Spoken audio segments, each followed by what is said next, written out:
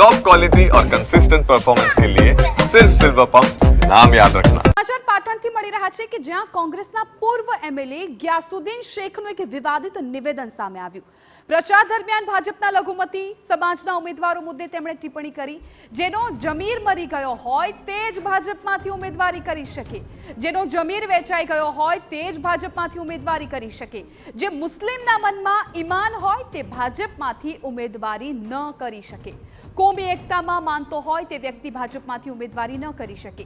ગ્યાસુદ્દીન શેખના નિવેદન બાદ રાધનપુરમાં રાજકારણ ગરમાઈ ગયું છે।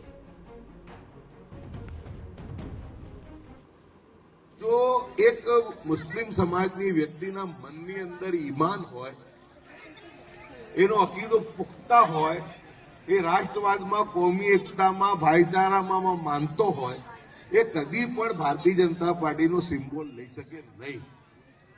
ભારતીય જનતા પાર્ટીમાં કઈ રીતના ઉમેદવારી કરે છે, હું માનું છું કે એમના જમીન કેટલા પડી ગયા છે, કેટલા વેચાઈ ગયા છે।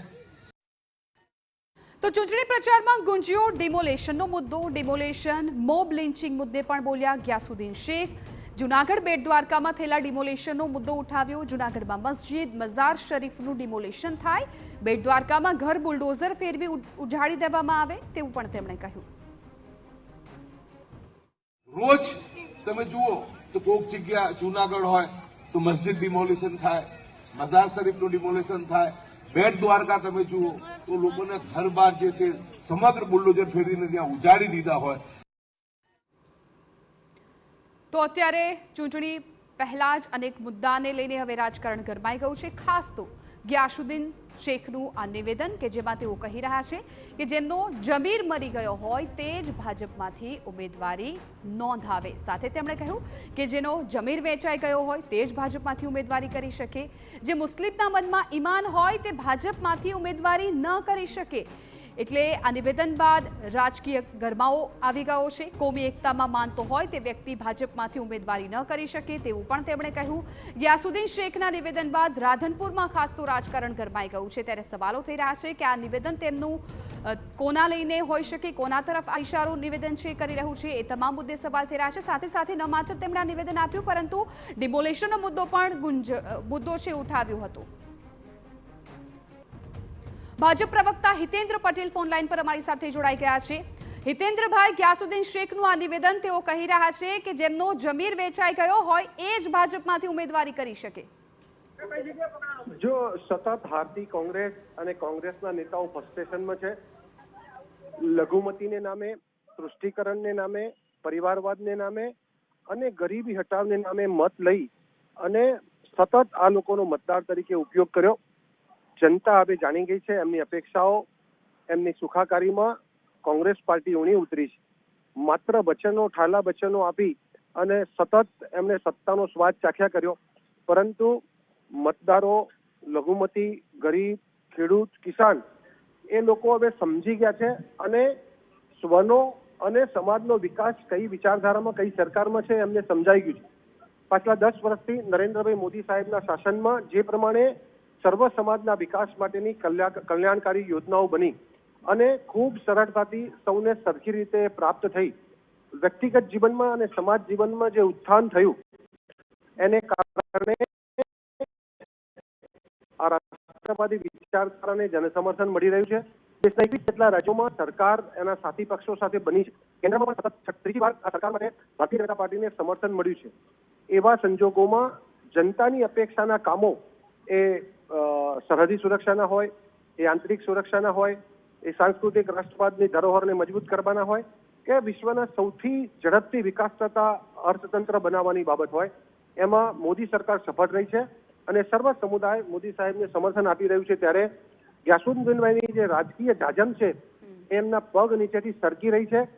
ફરીથી ગુજરાતમાં પણ એમની હાર થવાની છે એવું એ જોઈ રહ્યા છે અને એટલે પોતાના સમાજને ભ્રામક પ્રચાર દ્વારા, વિભાજન દ્વારા, ધાર્મિક વિભાજન દ્વારા એ ઉશ્કેરવાનો પ્રયાસ કરી રહ્યા છે। ત્યારે વિશ્વની સૌથી મોટી લોકશાહી દેશમાં આ પ્રકારની બાબતો એ વ્યાજબી નથી, એને સખત શબ્દોમાં વખોડીએ છે અને આવા પ્રકારના ઉશ્કેરણીજનક ભાષણો કે રાજ્યની, રાષ્ટ્રની સુલેહ શાંતિને ભંગ કરે એવી બાબતો માટે સરકાર હંમેશા સતર્ક છે આવા પ્રકારના પ્રયાસોને સખત હાથે ડામી દેવામાં આવશે. બિલકુલ હિતેન્દ્રભાઈ, સાથે સાથે તેમણે જે જૂનાગઢમાં બેટ દ્વારકામાં જે ડિમોલેશનની કામગીરી થઈ છે એ ડિમોલેશનની કામગીરી પર પણ તેમણે સવાલો તો કર્યા જ છે. નહીં, નામદાર હાઈકોર્ટ અને જ્યુડિશરીએ પણ એને અનુમોદન આપેલું છે. બિલકુલ કાયદેસરની કાર્યવાહી થઈ છે. સરકારી જમીનમાં ગેરકાયદેસર રીતે બંધાયેલા આ જે મકાનો છે એને વારંવાર કાયદાકીય પ્રક્રિયા, નોટિસોની પ્રક્રિયા પૂરી કરી અને પછી એ તોડવામાં આવેલા છે. અને સર્વ સમાજના હોય, કોઈ પણ સમુદાયના હોય, કોઈ પણ જાતના ભેદભાવ સિવાય એ સરકારી જમીનોને ખુલ્લી કરાવવાનું જે અભિયાન છે ચાલી રહી છે. કોઈ પણ પ્રકારનું એમાં તૃષ્ટિકરણ, સગાવાદ કે ભેદભાવ રાખવામાં આવતો નથી. બિલકુલ હિતેન્દ્રભાઈ, આભાર અમારી સાથે વાતચીત કરવા બદલ. તો ભાજપના જે નેતા છે એ તેઓ કહી રહ્યા છે કે જનતાને ગેરમાર્ગે દોરવામાં આવી રહી છે. પણ ગ્યાસુદ્દીન શેખનું આ નિવેદન કે જેમાં તેઓ કહી રહ્યા છે કે જે મુસ્લિમના મનમાં ઈમાન હોય તે ભાજપમાંથી ઉમેદવારી ન કરી શકે, કોમી એકતામાં માનતો હોય તે વ્યક્તિ ભાજપમાંથી ઉમેદવારી ન કરી શકે. અને સાથે સાથે જે ડિમોલિશનની કામગીરી કરવામાં આવી રહી છે તેને લઈને પણ તેમણે સવાલ ઉઠાવ્યા છે. તેમણે કહ્યું કે બેટ દ્વારકામાં ઘર પર બુલડોઝર ફેરવી દેવામાં આવ્યું છે, એટલે ચૂંટણી પ્રચારમાં ડિમોલેશનનો મુદ્દો પણ હવે ગુંજ્યો છે. જૂનાગઢ બેટ દ્વારકામાં જે ડિમોલેશન કરવામાં આવ્યું તેને લઈને તેમણે વાત કરી છે. અને ખાસ તો તેમણે સ્પષ્ટ એક સમાજને ટાર્ગેટ કરીને વાત કરી. તેમણે કહ્યું કે જે મુસ્લિમ ઈમાન હોય તે ભાજપમાંથી, જે મુસ્લિમના મનમાં ઈમાન હોય તે ભાજપમાંથી ઉમેદવારી ન કરી શકે. હવે સ્થાનિક સ્વરાજની ચૂંટણીને બસ 1-2 દિવસ જ આડા રહ્યા છે. એ વચ્ચે ગ્યાસુદ્દીન શેખનું આ નિવેદન કે જે હવે રાજકારણમાં ગરમાવો લાવી રહ્યું છે. ચૂંટણી પ્રચારમાં તેમણે ડિમોલેશનનો મુદ્દો પણ ઉઠાવ્યો હતો. સાથે સાથે તેમણે મોબ લિન્ચિંગનો પણ મુદ્દે વાત કરી હતી. જૂનાગઢ બેટ દ્વારકામાં જે ડિમોલેશન થયું તેના પર પણ તેમણે વાત કરી હતી. ત્યારે હવે આ નિવેદનો લઈને જનતાના માનસપટ પર શું અસર થાય છે એ પણ જોવું રહેશે. કેમ કે જે પ્રકારે ભાજપના નેતા પણ કહી રહ્યા છે કે જનતાને ગેરમાર્ગે દોરવામાં આવી રહી છે, ખોટા નિવેદનો કરવામાં આવી રહ્યા છે. ત્યારે આ બંને નેતાઓના નિવેદન કે જ્યાં ગઈકાલે પણ ભાજપના એક નેતાનું નિવેદન સામે આવ્યું હતું કે જેમાં તેમણે કહ્યું હતું કે રીતસરની તેઓ દાદાગીરી કરી રહ્યા હતા, મકાન પાડવાની તેમણે ધમકી આપી હતી.